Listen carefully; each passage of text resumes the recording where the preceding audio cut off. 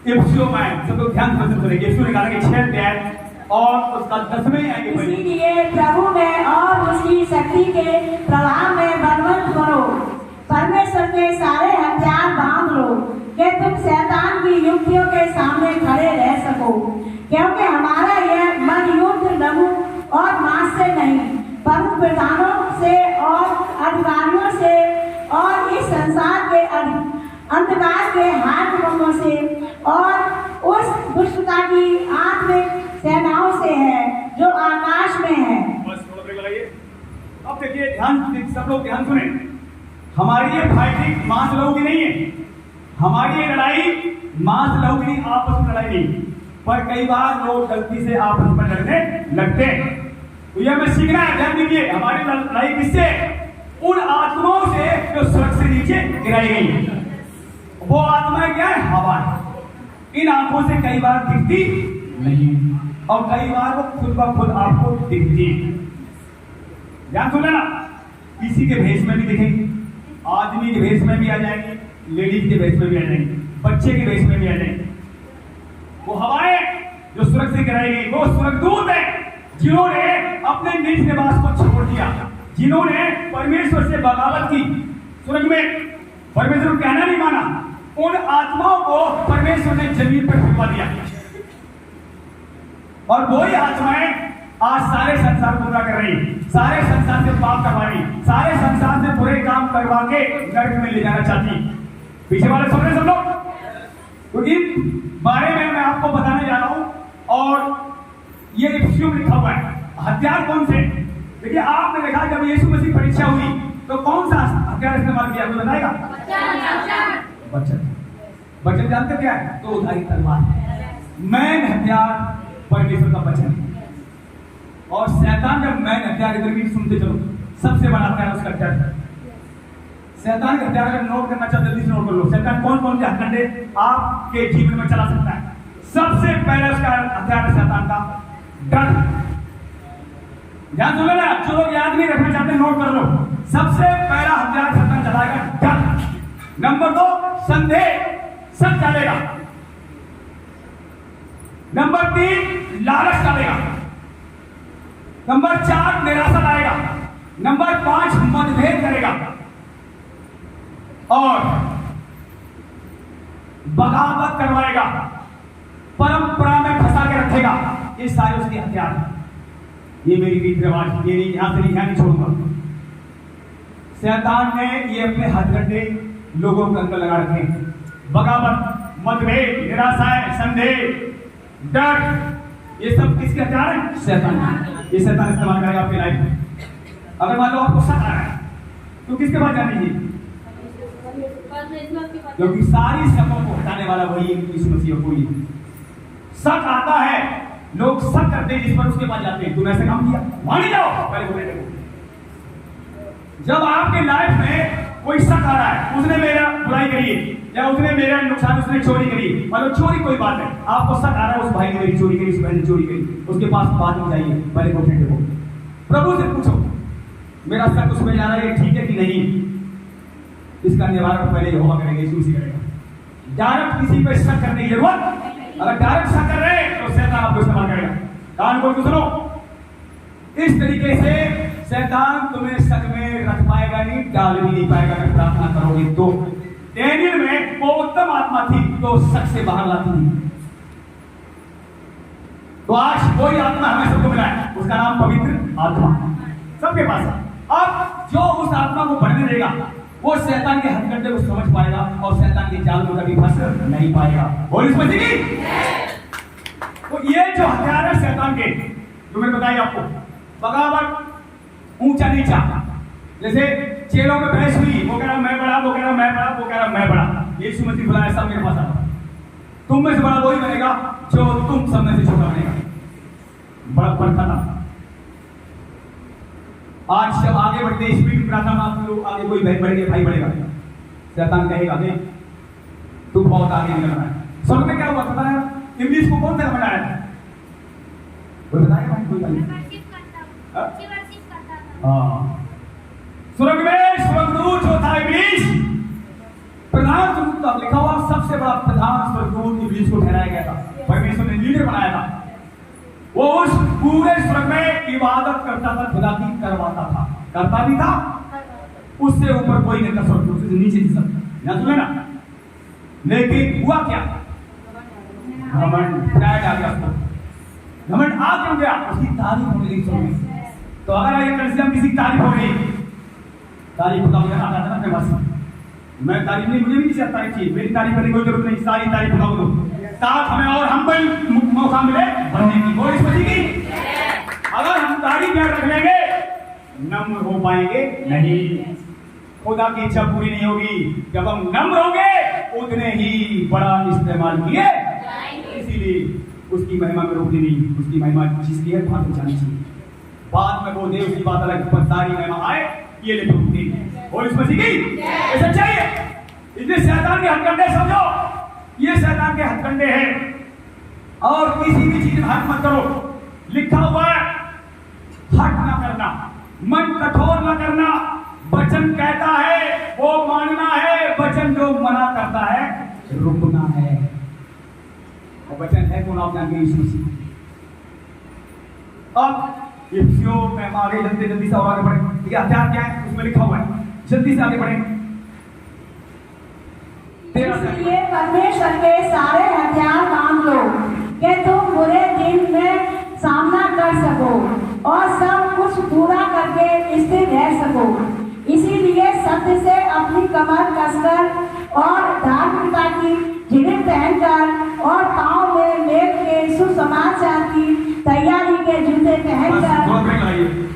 इसलिए परमेश्वर के सारे हथियार बांध लो कि तुम बुरे दिनों में सामना कर सको और सब कुछ पूरा करके स्थिर रह सको। अब हथियार क्या है? सुनिए ध्यान से, देखिए हथियार पारी आ गई। इसलिए सत्य से अपनी कमर कस लो। झूठ बोलने की जरूरत तब शैतान हार पाओगे। अगर झूठ बोल रहे हो ना तो शैतान हारने वाला, दांतों को भाग जाएगा, आ जाएगा। क्यों आ जाएगा? क्योंकि हमने झूठ बोला। झूठ बोलना आपस में भी छोड़कर सभी अंग बराबर है। लिखा हुआ है इफ्सियों 4:25 में, आपस में हम भिन्न भिन्न अंग हैं, आपस में झूठ बोलना छोड़कर। और यहां हम देख रहे हैं सत्य से अपनी कमर कस लो, क्योंकि यीशु ने सत्य पर चलने के लिए बुलाया गया है। झूठ जितनी जल्दी हटाओगे उतनी जल्दी बड़ी ब्लेसिंग आएगी। जो वचन नहीं सुनता वो झूठ बोलेगा, पर आप वचन सुनते हैं, आप यीशु मसीह अंग बन चुके हैं, आपको झूठ से रिश्ता तोड़ना है। कलाम कह रहा है झूठ से हटना है, सत्य से कमर कसनी है और धार्मिकता की झिल्लम पहननी है। और धार्मिकता वो आपको मिल चुकी है यीशु मसीह में विश्वास द्वारा हम धर्मी हो गए। सेट में जैसे लिखा हुआ है यहोवा सिद्ध क्यों हुआ? वो धार्मिकता में मिली। यहोवा मीका से वो पवित्र परमेश्वर में पवित्रता उसकी मिली, इसलिए उसकी पवित्रता की खोजी रहे और उसने जो चक्कर दी है धार्मिकता की वो ओढ़े रहे। नगनपन हमारे अंदर नहीं आना चाहिए। जो पाप छोड़ दिया दोबारा पाप हमें नहीं करना है तो नहीं करना है। ये सुनो, उसने अपने पता किसे अपनी महिमा से में ढाप किया है, पाप के लिए नहीं, धार्मिकता जीवन के लिए। तो वो धर्मी जो चक्र में मिली है उसको ओढ़े रहे, सत्य से कमर कस रहे, ये है उसके।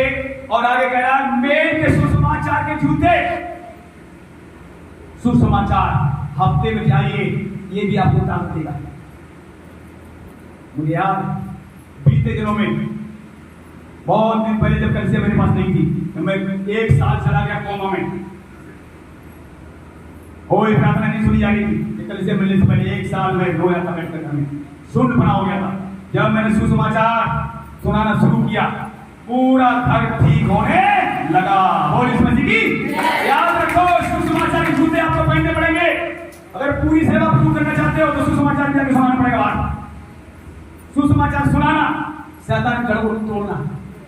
जब सुसमाचार आप सुनाते हो, खुशखबरी जाके सुनाते हो, खुदा आपके साथ हो देता है, कहता है क्या है ये सुहावने कदम है जो मेरे समाचार नहीं जा रहे हैं। आमीन। आपके आगे जोरावर चलेगा।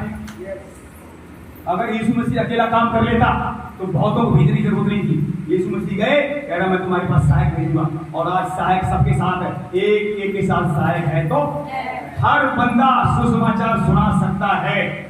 उद्धार सबके लिए सुसमाचार सब सुनाता है, पर बुलाहट सबके लिए नहीं है। सब फास्टर नहीं बन सकते, कोई बड़ी बात नहीं बनेगी।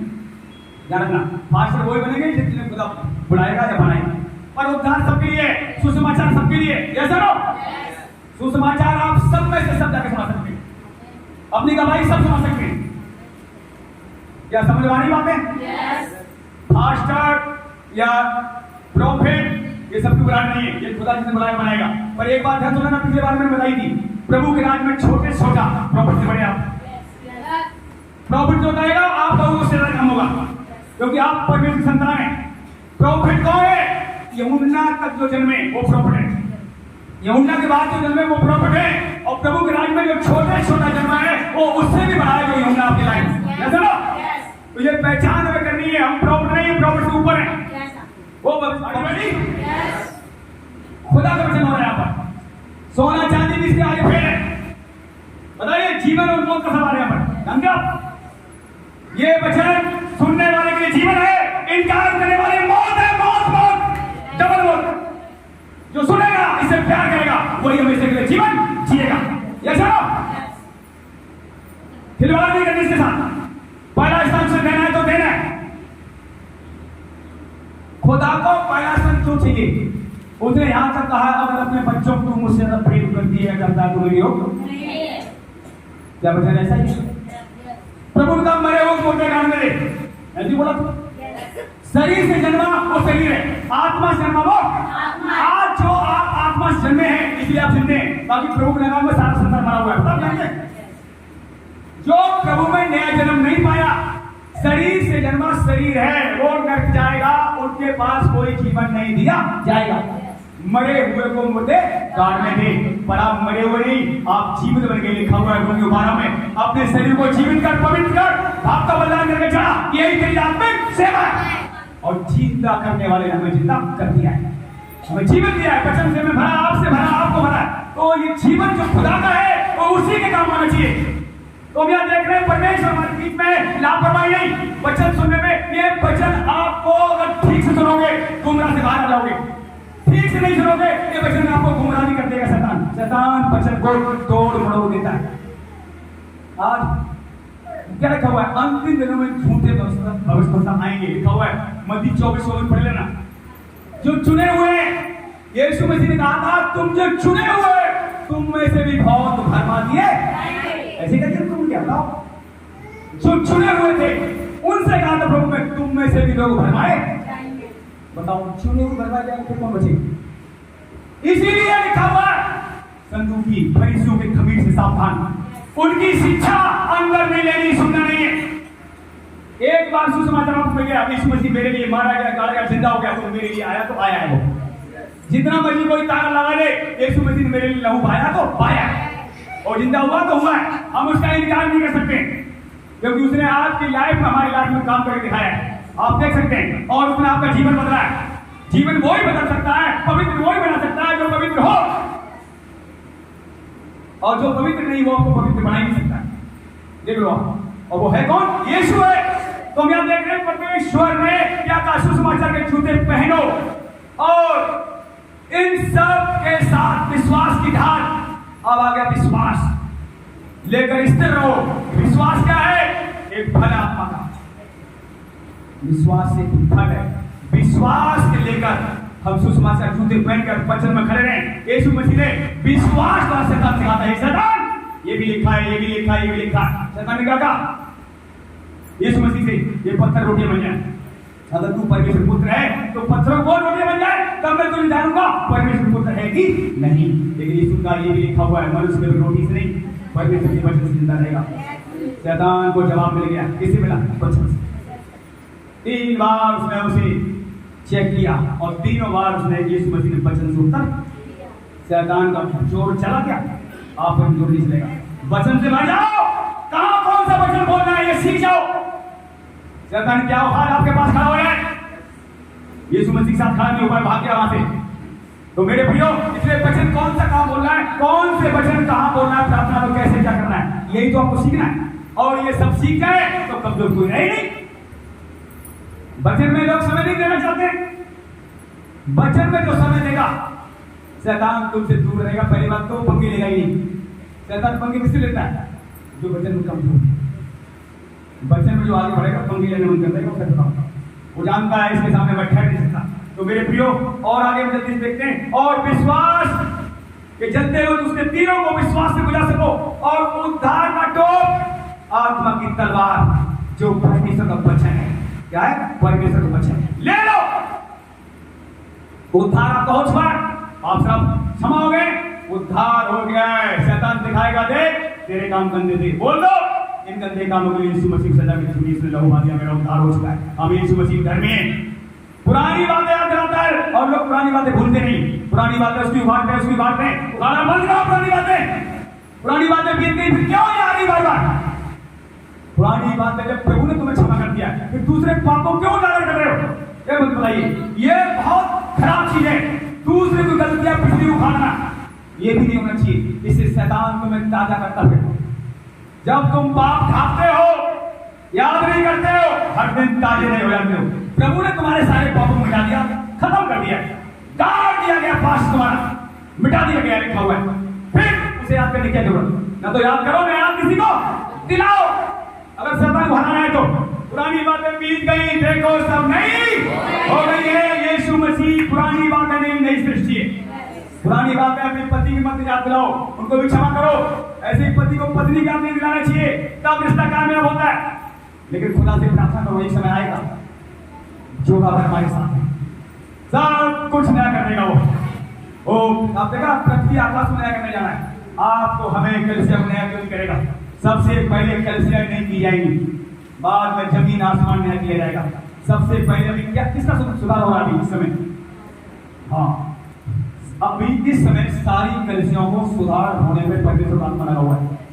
अब जिन कलिसियों में खराब वचन नहीं है, सुधार कैसे होगा? जिस कलिसिया का पासवान भी ठीक नहीं, नशा कर रहा है, बीड़ी पी रहा है, सिगरेट पी रहा है, कोई भी कमजोरियां हैं, उसके लिए प्रार्थना करो, हटाई चीजें। सचमुच यीशु मसीह कह रहा है, यूना सत्रम प्रभु कह रहे हैं, मैंने अपने आप को पवित्र किया है ताकि मेरे लोग पवित्र किए जाए। उसने पवित्र किया अपने आप को, उसने अपने आप को फलों से भरा ताकि हम फलों से भरे जाए। तो हम देख रहे हैं यहाँ पर परमेश्वर की आप पवित्र प्रजा है। आगे कलाम करा, हर समय हर प्रकार से आत्मा में प्रार्थना और विनती करते रहो, और इसीलिए चाहते रहो कि सब पवित्र लोगों की लगातार विनती करो, और मेरे लिए भी विनती करो कि बोलने में साहस से प्रबल वचन दिया जाए, साहस के साथ बोल सकूं। आगे लिखने वाला कह रहा है। तो मेरे प्रियो, हम यहाँ देखते हैं शैतान का कर्म देखिए, आत्महत्या देखिए, यीशु का लहू, यीशु का वचन और यीशु स्वयं नाम पावरफुल नाम है। बाइबल बताती है यीशु के नाम से जो कुछ याद आता है वो स्वर्ग से बनेगा। यीशु के नाम बहुतों के लिए काफी होगा। जो लोग वचन नहीं जानते हैं, अगर यीशु पर भरोसा आपका पूरा पूरा है, यीशु के नाम का काम करके दिखाएगा।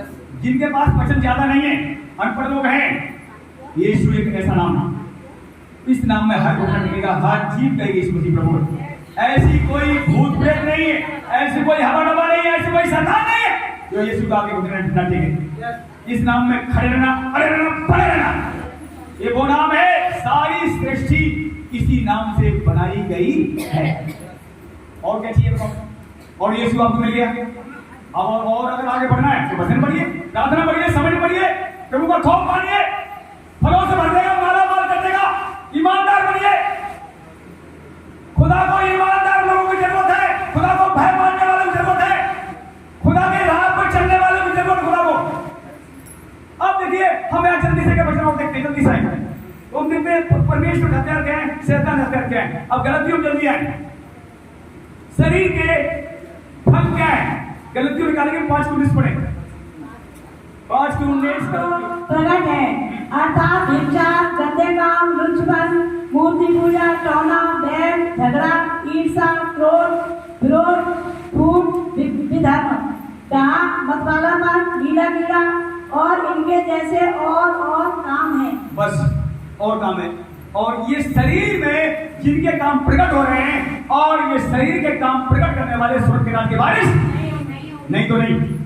इसलिए प्रभु का जो शरीर जन्मे वो शरीर सिर्फ शरीर तक सीमित रहेंगे, परंतु तुम्हें नए सिरे से जन्म लेना आवश्यक है। शरीर के जन्म क्या है, शरीर के काम क्या है? देखिए, शरीर से शरीर पैदा होता है। शरीर जो प्रोड्यूस करता है क्रोध, ईर्ष्या, जलन, काम, मतवालापन, लीला क्रिया, ये काम शरीर में प्रकट होते हैं। सोने वाले जाग जाओ, दीवार छोड़ दो, सोने से कोई पता नहीं, लोग मत लो थोड़ी देर के लिए। तो मेरे प्रियो, मेरे भाइयों, मेरे बहनों, शरीर के काम प्रकट है। सुन लो, जितने गंदे काम है वो शरीर से निकल रहे हैं। शरीर पैदा कर रहा है, शरीर प्रोड्यूस कर रहा है। और आत्मा क्या प्रोड्यूस कर रहा है? प्रेम, आनंद, शांति, कृपा, भलाई, विश्वास, नम्रता, संयम, धीरज। ये है आत्मा के फल। हम इस शरीर में रहते हैं और हम एक आत्मा है। महेश एक आत्मा है, इस शरीर में खुदा ने रखा है और इस शरीर से एक दिन निकाल कर ले।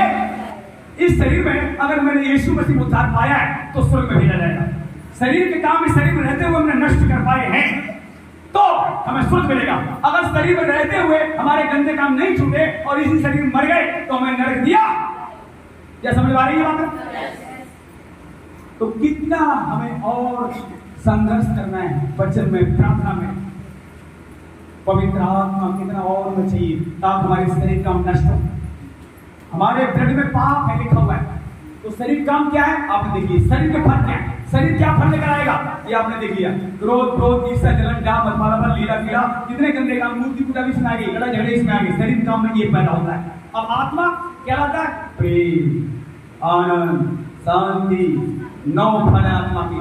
वो हमारे एक आत्मा को सुनाएंगे। इसलिए जान सुनिए बात में मैं कहना थोड़ी देर सुनिए। एक शरीर का मन होता है, एक आत्मा का मन है, 2 मन है। शरीर पर मन लगाना तो मौत, पर आत्मा पर मन लगाना। रोमियो 8 में दिया है, रोमियो 8 का 6 पढ़े। पर मन लगाना तो मृत्यु है, पर आत्मा पर मन लगाना जीवन और शांति है। बस शरीर पर मन लगाना मौत है लिखा हुआ है, पर आत्मा पर मन लगाना जीवन और शांति है। आप एक आत्मा है, इसलिए आत्मा क्या कहता है उसकी सुनो। आत्मा कहेगा उठो प्रार्थना करो, रात को आवाज आई उठ प्रार्थना करो। शरीर क्या कहेगा? अभी तो रात को लेट सोए, सुबह कर लेंगे कोई बात नहीं, अंधेरे नहीं उठना। शरीर बोलेगा अभी सो जा, आत्मा कहेगा उठ। अब आप दोनों में से किसी सुन रहे हैं? आत्मा की सुनेंगे तो प्रार्थना बढ़ जाएगी, शरीर सुनेंगे तो दोबारा लेट फैसला तुम्हारे हाथ में। डीपली बातें है ये, बहुत से को भी बातें पता नहीं, बहुत से लोग आते सिर्फ चंगाई मिल जाए। आगे बढ़ना है तो शरीर पर मन लगाना है या आत्मा पर मन लगाना है, ये आपको समझना पड़ेगा, तब आप शैतान हरा पाओगे। आत्मा पर मन लगाना जीवन और शांति है, शरीर पर मन लगाना मौत है। और जो शरीर के चलाए चलेंगे वो परमेश्वर को नाराज करेंगे, जो आत्मा के चलाए चलेंगे वो परमेश्वर को खुश। क्या मैं ठीक कह रहा हूं? आपको समझ में नहीं बात है? पीछे बढ़ो। आप हो सकता शरीर में आज कोई पहली बार आया हो, आज ही ये वचन आपका नया जीवन कर देगा। आज ही ये वचन आपका जीवन बदलने की ताकत लेकर जाओगे। ध्यान सुनना,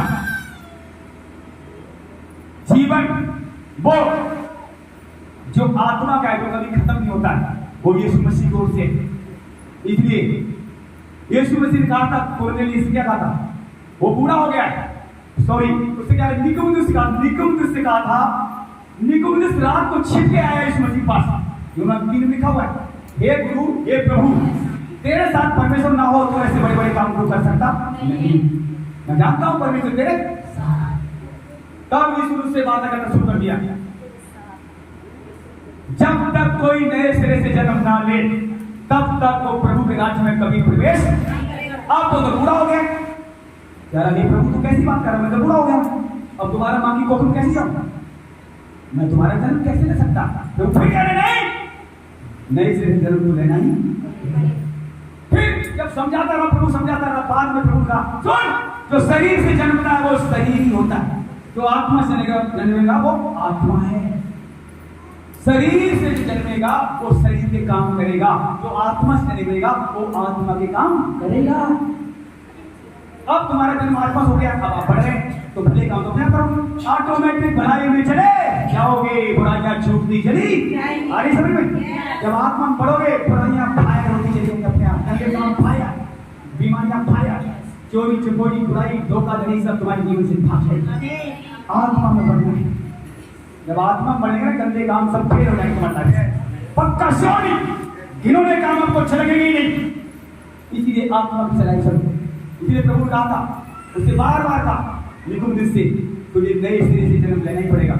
आत्मा से जन्मा व्यक्ति जैसे हवा किधर से आती कहाँ जाती पता नहीं, वैसे ही आत्मा का जो जन्मा है वो व्यक्ति ऐसा ही होता है, वो परमेश्वर से नहीं चलता है। अब शरीर की बातों पर जो मन लगाता है, कौन लगाता है? जो शरीर से पैदा हुआ, रोटी कपड़ा और मकान। लोगों को यहाँ तक पता है बस बूढ़े हो जाए, हमारा बुढ़ापा चल से लगता है, एक बार मरना उसके बाद कुछ नहीं होना, इतना जानते बस, ये ज्ञान है। और प्रभु बताता है ये लोगों को मेरे ज्ञान के ना होने की वजह से मेरी प्रजा नाश हो रही है। और आज ये वाला ज्ञान आपको मिल गया है, कौन सा वाला? वचन वाला ज्ञान मिल गया, तो आपको नाश होने के लिए नहीं, अनंत जीवन को बुलाया। पहचानो आप कहाँ हैं? यीशु में है तो है। जीवन नहीं, वो जीवन आपको मिला है तो कभी खत्म नहीं होगा। ये जीवन तो थोड़े दिन का है, ये मकान तो थोड़े दिन का है, खत्म हो जाएगा। एक दिन मकान अपना गिरेगा, नहीं गिरा तो भी गिर जाएगा। ये सुनो, ये मकान की लाइफ अपने आप खत्म हो जाएगी, इस शरीर की लाइफ अपने आप खत्म हो जाएगी। कलाम कहता आत्मा कभी मरता नहीं है। और जिसने बुलाया है और वो आपको समझ दे रहा है, इसलिए अब क्या करें? अपने परमेश्वर के साथ चल, अपने यहोवा के साथ चल। आप देख लो पूरी बाइबल बताती है, पहले हनोक उठाया गया, हनोक परमेश्वर के साथ चलता था, वरना इसमें तो बहुत कुछ ज्यादा बातें नहीं है हनोक के बारे में, लेकिन हनोक परमेश्वर के साथ चलता था। जिंदा उठा लिया गया, एलिया उठा लिया गया, उसके बाद यीशु उठा लिए गए, और अंतिम दिनों में जो उसके साथ चलेगा, उसकी लाइफ जैसे यीशु की लाइफ वैसे जिएगा, उसके साथ चलेगा, बहुत लोग उठाए जाएंगे, निश्चित आ जाएंगे। अगर आप यीशु मसीह के साथ चलना सीख रहे हैं, उसके जैसे चल रहे हैं, निश्चय ही यीशु उस बहुत को उठा ले जाएगा। इस समय वो चल रहा है। ये बात भूल जाओ, हमें ज्यादा नहीं रहना है। पढ़ लो उसमें क्या लिखा हुआ है, तुम यहाँ के परदेसी हो, ये तुम्हारा देश नहीं है, तुम्हारा देश स्वदेश है, इसलिए परदेसी होने का समय यहाँ भैंसे बिताओ। तुम्हारा बुरा चाल चलन, निकम्मा चाल चलन जो बाप दादाओं से चला आता था, सोने चांदी से नहीं, यीशु मसीह ने अपना लहू बहाकर आपको छुड़ाया बचाया है। इसलिए पहचानो आप कहाँ हैं, आपकी लाइफ कैसी है, आपका जीवन कैसा है। बहुत जरूरी है हम खुदा के साथ चल रहे हैं कि नहीं चल रहे हैं, हमारा जीवन बदल रहा है कि नहीं बदल रहा है। हर दिन अपने बच्चन के द्वारा आप अपने आप को चेक कर सकते हैं, मेरे अंदर कितनी कमजोरी रहेगी।